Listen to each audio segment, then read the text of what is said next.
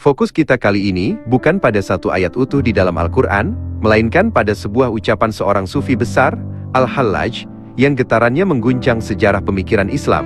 Ana al-haq, akulah kebenaran. Secara lahiriah, zahir, ucapan ini dianggap sebagai puncak kesyirikan dan keangkuhan. Bagaimana bisa seorang manusia, seorang makhluk, dengan lancang menyatakan dirinya adalah al-haq, salah satu asmaul husna, yang hanya milik Allah. Karena ucapan inilah, Al-Hallaj dijatuhi hukuman mati. Para ulama fikih pada masanya melihat ini sebagai bukti bahwa ia telah murtad, menyamakan dirinya dengan Tuhan.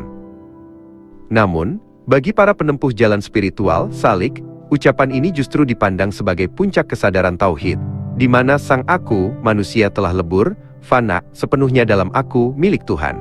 Disinilah letak perdebatannya, apakah Al-Hallaj sedang berbicara dengan kesombongan egonya, ataukah yang berbicara melalui lisannya adalah ruh Allah yang pernah ditiupkan kepadanya, yang mengenali sumbernya sendiri. Assalamualaikum warahmatullahi wabarakatuh. Saudaraku sekalian kata, aku, dari mana asalnya, bagaimana ia tumbuh, dan bagaimana ia seringkali menjadi penjara yang kita ciptakan sendiri. Aku sebenarnya tidak ada. Yang ada hanyalah dia. Nah, sekarang kita akan masuk ke wilayah yang sedikit lebih berbahaya. Wilayah di mana banyak orang terpeleset, banyak lidah salah mengucap, dan banyak pedang terhunus karena salah paham. Kita akan membahas ucapan legendaris dari seorang wali, Mansur Al-Hallaj. Ana al-haq, akulah kebenaran. Kalau kita pakai kacamata syariat yang sempit, ini sudah jelas-jelas syirik akbar, selesai, kafir. Sama seperti Fir'aun yang berkata, Ana rabbukumul a'la, akulah Tuhanmu yang paling tinggi. Tapi sebentar, jangan terburu-buru menghakimi. Apakah kualitas aku yang diucapkan Fir'aun sama dengan aku yang diucapkan Al-Hallaj? Oh, tentu beda sekali.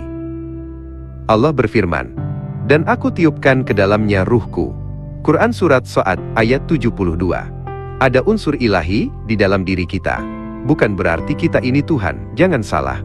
Ibarat setetes air dari lautan. Tetesan itu membawa seluruh sifat lautan, asin, basah, biru. Tapi tetesan itu bukanlah lautan itu sendiri.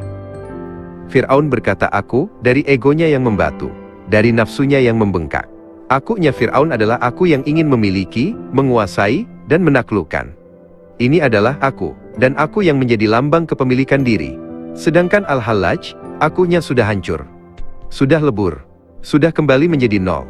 Ketika seseorang sudah mencapai titik fana, di mana kesadaran dirinya sebagai entitas terpisah sudah tidak ada lagi, lalu siapa yang berbicara melalui lisannya? Maka, ketika Al-Hallaj berkata Ana al-haq, itu bukanlah Mansur si tukang kapas yang sedang berbicara. Itu adalah kesadaran ruh ilahi di dalam dirinya yang sedang mengenali dan menyatakan identitas aslinya. Ia tidak sedang mengaku sebagai Tuhan. Justru sebaliknya, ia sedang menafikan keberadaan akunya sendiri. Ia ingin berkata, yang disebut Mansur ini sudah tidak ada. Yang ada dan yang nyata hanyalah Al-Haq, sang kebenaran mutlak.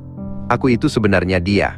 Namun, bila direnungkan lebih dalam maka muncul kesadaran yang lebih tinggi lagi. Aku sebenarnya tidak ada. Al-Hallaj telah sampai pada perenungan yang paling dalam itu. Sayangnya, tidak semua telinga mampu mendengar gema dari kedalaman itu. Telinga kebanyakan orang hanya bisa menangkap suara di permukaan. Itulah tragedinya. Ia mengucapkan puncak tauhid, tapi didengar sebagai puncak kesyirikan. Jadi saudaraku, ketika kita hari ini dengan mudahnya berkata, aku yang mana yang sedang berbicara? Aku Fir'aun yang serakah, atau aku Nabi Muhammad yang merupakan gema kehambaan? Ataukah kita sedang dalam perjalanan untuk melenyapkan aku kita, agar yang tersisa hanyalah dia sang Al-Haq? Masih penasaran? Jangan lupa klik tombol subscribe dan aktifkan lonceng notifikasi. Gratis kok, jangan sampai ketinggalan ilmunya.